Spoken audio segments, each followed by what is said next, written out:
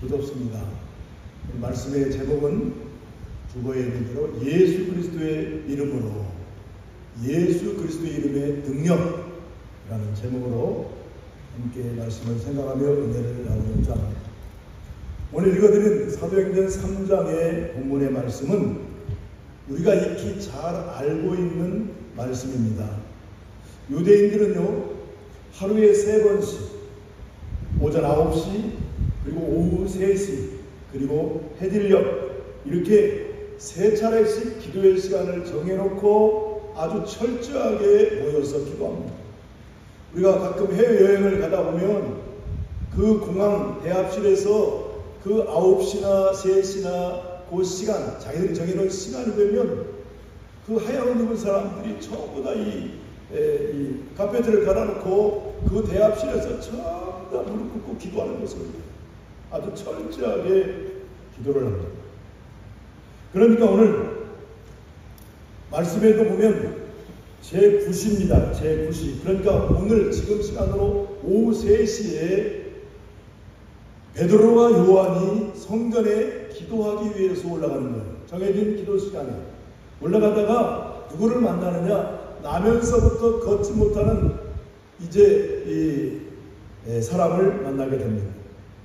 이 사람은 장애인이기 때문에 스스로 걸어다니면서 경제활동을 할 수 없기 때문에 그저 하루하루를 사람들의 구걸, 도움을 받아서 구걸로 연명하는 그런 사람이었습니다.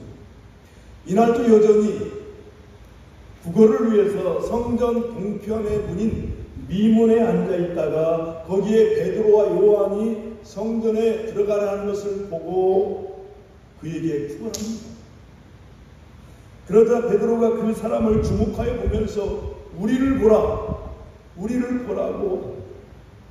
이 사람은 무엇을 얻을까 해서 이 사도들을 바라보는 거예요. 혹시라도 도움을 줄까 해서 바라보는데, 그때 베드로가 나면서부터 앉은 배인 이 사람을 향해서 외칩니다.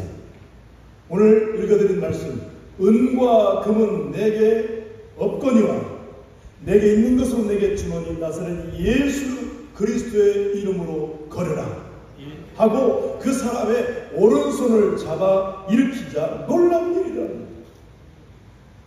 그 사람이 발과 발목이 곧 힘을 얻어 걷게 됩니다. 태어날 때부터 걸을 수 없는 안진뱅이였던 그가 일어나 걷습니다. 이 사람은 베드로와 요한과 함께 성전에 들어가면서 걷기도 하면서 뛰기도 하면서 하나님을 찬미했다는 거예요. 오늘 베드로가 이 사람을 낫게 한 것은 무엇이었습니까? 베드로 사도의 고백처럼 은과 금은 내게 없거니와 내게 있는 것 있다. 나사렛 예수 그리스도의 이름으로 걸으라. 베드로가 외친 것은 나사렛 예수 그리스도의 이름입니다.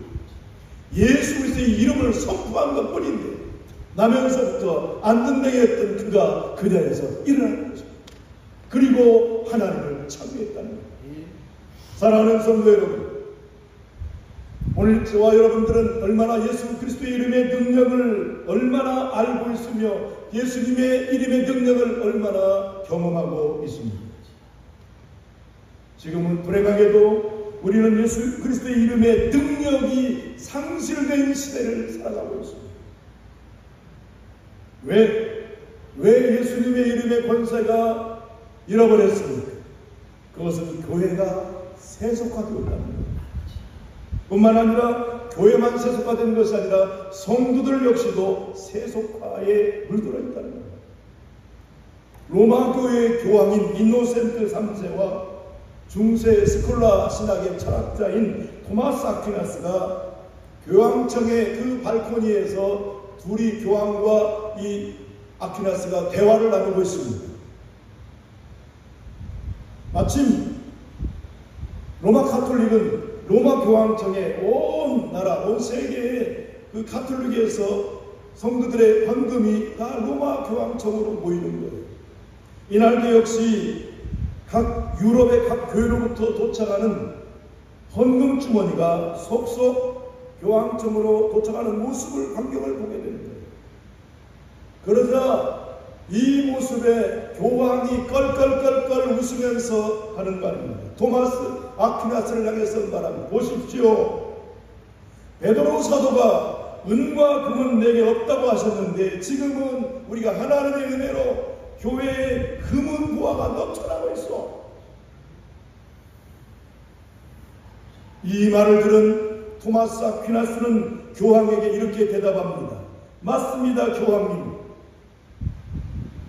베드로가 갖고 있지 않던 금과 은은 없지만 그 대신 우리는 성전 미문에 앉아서 구걸하던 안전뱅이를 일으켜 세우시는 나사렛 예수의 이름과 그 권능을 잃어버렸습니다.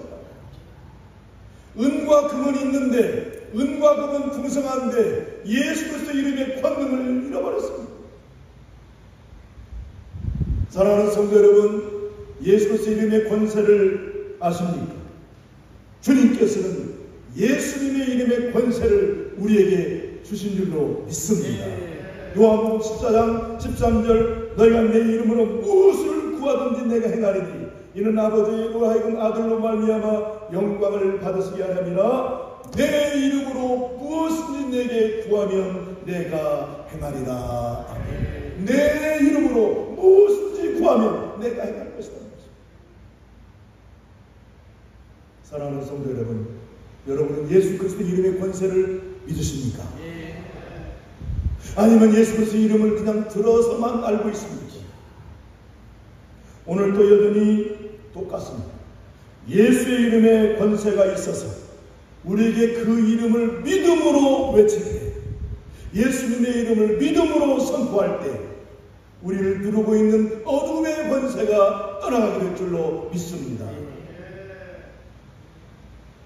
텔레마투스라는 로마의 늙은 수도사가 있었습니다. 그는 시골에 살면서 기도에만 전념하는 무명의 이름 없는 아주 경건한 수도사였습니다. 어느 날 기도하는 가운데 하나님의 음성이 들려옵니다. 로마로 가라. Go to the Rome. 로마로 가라. 로마로 가라. 이 수도사는 하나님의 음성에 순종하기 위해서 로마로 향해서 출발합니다. 그런데 마침 로마에 도착했을 때 그 기간이 축제의 기간이었습니다.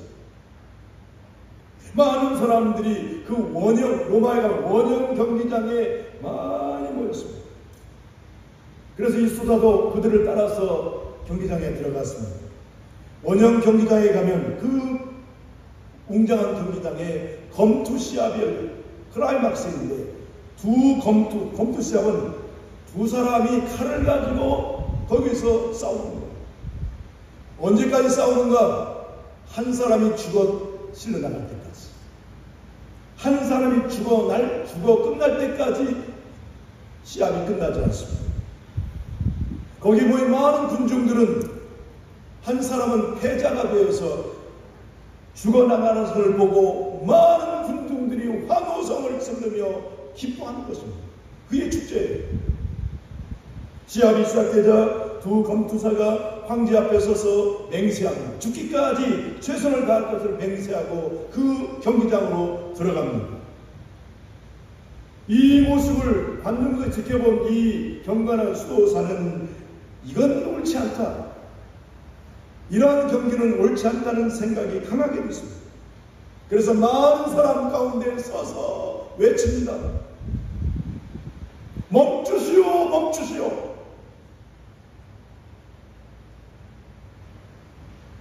이 두 사람이 검투 시합, 한 사람이 죽어야 끝나는 이 검투 시합, 이걸 멈추라, 스탑, 멈추라고 외칩니다.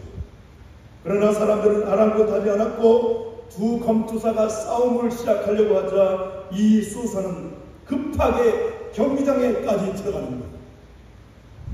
소리를 지릅니다. 멈추시오. 이건 안 됩니다. 멈추시오. 그러자 이제는 거기 모인 많은 관중들이 야유를 하기 시작합니다. 내들어라는 거예요. 왜 축제를 망치냐는 거예요. 그때 검투사 중에 한 사람이 이 수사에게 다가와서 가진 칼로 찔러요. 그러자 이 수사는 칼에 찔린 상태로 움켜쥐면서 외칩니다. 예수의 이름으로 멈춰라. 믿음으로 멈추라. 그러자 그 순간 성령께서 강력하게 역사하시고 장래에 그 웅장하고 그 어떤 분위기가 갑자기 숙연해지고 거기에 제일 중앙에 노란시간 됐던 황제가 조용히 일어나서 퇴장을 합니다. 두 검소들 역시 고개를 푹 숙이고 경기장을 떠나는 거예요. 그러자 많은 사람들이, 거기에 군중들이 그 뒤를 따라서, 황제와 검사의 뒤를 따라서 한 사람씩 그 경기장을 다 떠나갔습니다. 이 사건은 AD 391년에 실제로 일어나는 역사적인 사건으로, 이 사건 이후에 로마에서는요, 사람을 죽이고 이를 보면서 환호하던 검투사의 그 결투가 그 사건 이후로 없어졌다는 거예요. 대중화된 관습과 문화가 예수 그리스도의 이름의 권세로 외치자 끊어져 버렸다는 거예요. 사랑하는 성도 여러분, 하나님께서는 오늘도 이 세상을 살아가는 하나님의 백성들에게, 하나님의 자녀들에게 이 세상에 사는 동안에 뭘 주는가? 예수의 이름의 권세를 주신 줄로 믿습니다. 우리는 이런 예수님의 권세를 가지고 세상을 이길 수가 있는 겁니다. 잠언 18장 10절 말씀에 여호와의 이름을 견고한 망대라, 의인은 그리로 달려가서 안전함을 얻느니라. 아멘. 여호와의 이름이 견고한 망대라. 다윗이 당대 최고의 장수인 골리앗을 향해서 나아갈 때 다윗이 무엇을 가지고 나아간 것입니까? 누구의 이름으로 나아간 것입니까? 만군의 하나님의 이름을 가지고 나아간 것입니다. 사무엘상 17장 45절, 다윗이 블레셋 사람에게 이르되 너는 칼과 창과 단창으로 내게 나아오거니와 나는 만군의 하나님의 이름 여호와의 이름 곧 네가 모욕하는 이스라엘 군대의 하나님의 이름으로 내게 나아간다. 사랑하는 성도 여러분, 그렇다면 지금 우리는 어떻습니까? 지금 우리 형편은 어떻습니까? 정말로 우리 안에 예수 그리스도의 이름의 권세를 가지고 있습니까? 예수의 이름의 권세로 우리를 위협하며 힘들게 하는 모든 것을 향하여 담대하게 외치시기를 바랍니다. 우리는 부족하지만 믿음으로 외치는 자에게 예수의 이름의 권세가 능력으로 역사할 줄로 믿습니다. 세속화된 교회, 세상과 짝하게 세속화된 교회는 우리에게 영원한 생명을 주시는 예수 그리스도가 아니어도 세속화된 교회는 부흥할 수 있습니다. 숫자가 많아질 수도 있습니다. 지금보다도 경제적으로 훨씬 부유해질 수도 있습니다. 교회뿐만 아니라 세속화된 성도 역시 마찬가지입니다. 성도가 세속화되어 있으면 예수 없이도 성공할 수 있습니다. 예수 없이도 형통할 수 있습니다. 예수 없이도 잘 될 수 있는 거예요. 이 세상의 은이나 금은요, 세상의 금은보화는 베드로가 아니어도 이 세상에는 금은보화 가진 사람이 얼마나 많이 있는지 몰라요. 가진 부를 주체할 수 없어서 고민하는 사람들이 얼마나 많이 있는지 모릅니다.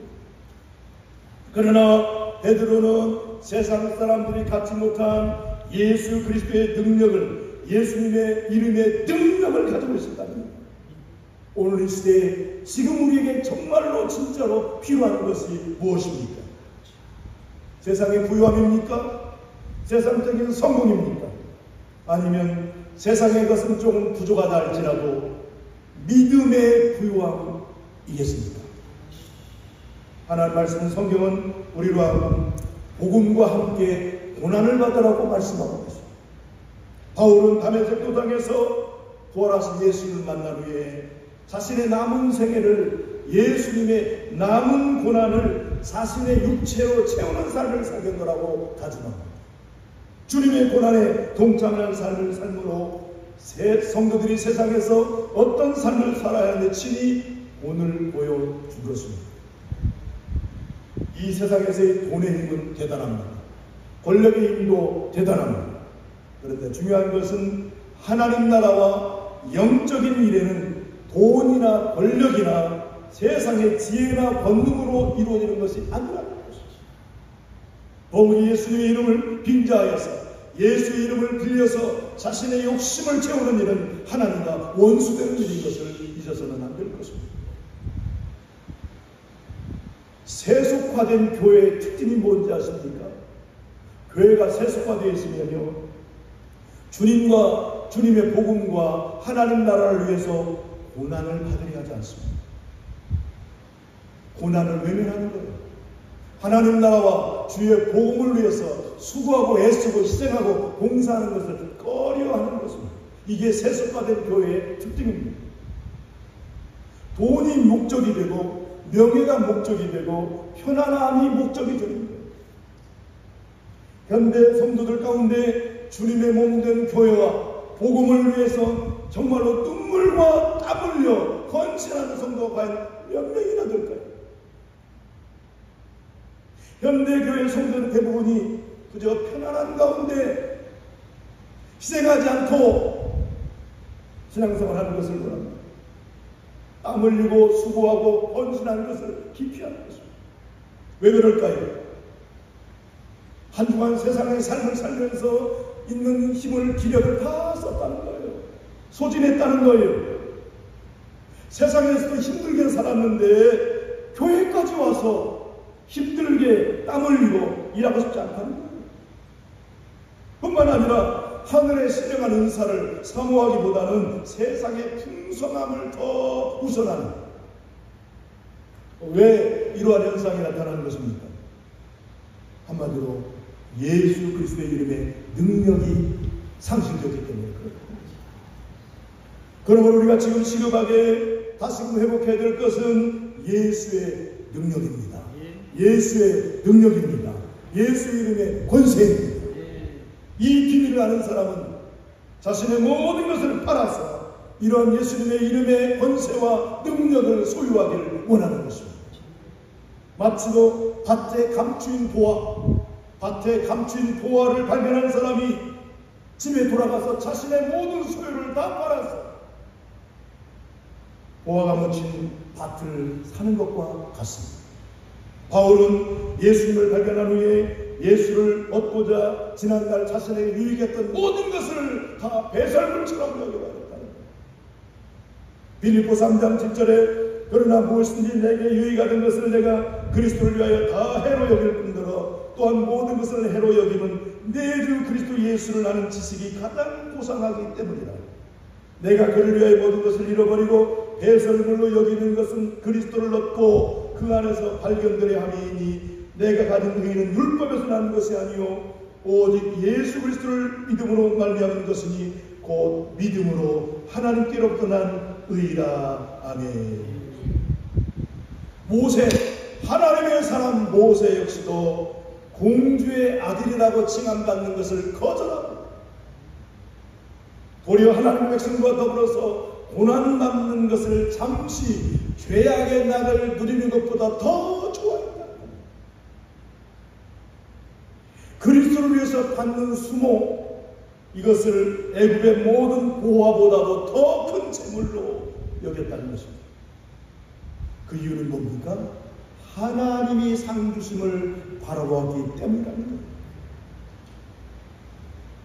1980년대 미국의 텍사스 주 어느 교회 앞마당에서 일어난 사건입니다.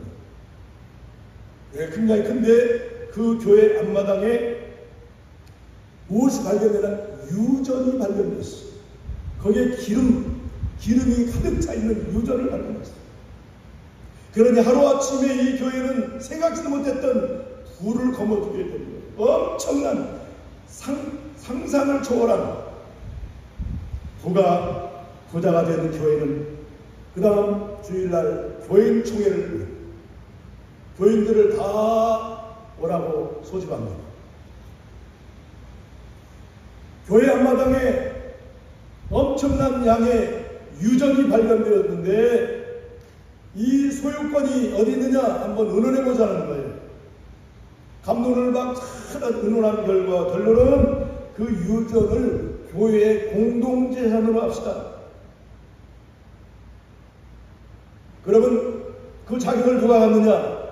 그 유전이 교회 마당에 그 발견된 유전을 발견하기 직전까지 교회에 등록한 사람, 그 사람들에게만 자격이 주어진다는 거예요. 그리고 그 뒤에 플러스 유전이 발견된 그 이후의 시간에 외부에서 오는 새신자는 받지 맙시다. 괜히 받아들이면 골치 아픕니다. 우리에게 돌아갈 공동재산인데 이렇게 결론을 내는 거예요. 지금까지 등록했던 우리들만 공동체 재산이니까 우리끼리 나눠갖고 이 다음부터는 새신자 받지 말고 뭐 전도할 필요도 없고 그냥 우리끼리 있다가 이거 팔아서 나눕시다. 어떻게 됐겠습니까? 교회는 부자가 되었는데 이들의 신앙생활에 여러 가지 문제가 발생하기 시작합니다. 결국 얼마 안 되어서 그 교회는 공중분해가 되고 말았어요. 깨져버렸다는 겁니다. 교회는 물질의 부요함이 아닌 것입니다.